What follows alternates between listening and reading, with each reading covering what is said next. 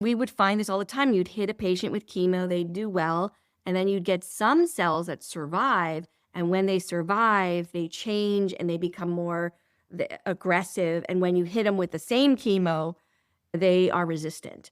This fed into a whole line of study called drug resistance. Okay. And that basically goes into the metabolic issue. Yeah. And this is why we struggle. It's not that chemo doesn't work necessarily. It works for many cancers and to poison, and it does work, but it doesn't sustain, because what happens in cells that especially become cancerous, their genomes are what we call unstable. And when we say unstable, that means they mutate. Normally, in a normal cell, there's stability and there's fidelity in the genomes, that it will copy the same cell over and over and over with fidelity.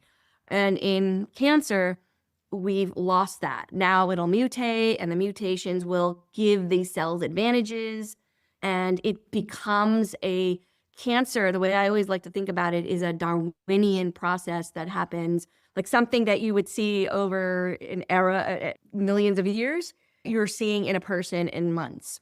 Survival advantages with all different kinds of mechanisms. And what might be the Achilles heel for some cancer cells is innocuous to others. There was a time when we thought the only way to fight cancer is through a targeted, find that one mutation and then go target that cell.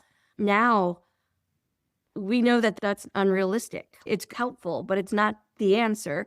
And that's why there's a lot of immune therapies, which are taking your T cells and your natural killer cells, and they're sort of re-engineering them and putting them back into you so that they can recognize the cancer, so that you're boosting your own natural defenses. But the thing about the immune system, it naturally goes after all sorts of antigens that are presenting on cells that are harmful, like we saw in the COVID era, right? That was the purpose of the mRNA vaccine, to give your body the antigens of COVID so that you would start making antibodies and start making T cells.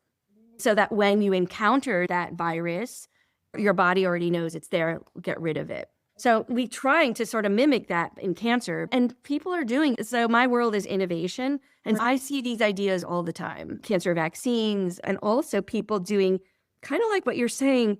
They are actually coming up with clinical tools that tells the doctor, these are the 5 treatments that this patient, Jennifer, she's going to respond to. But this other patient, even though they both have breast cancer, this other patient is going to respond to something, another cocktail.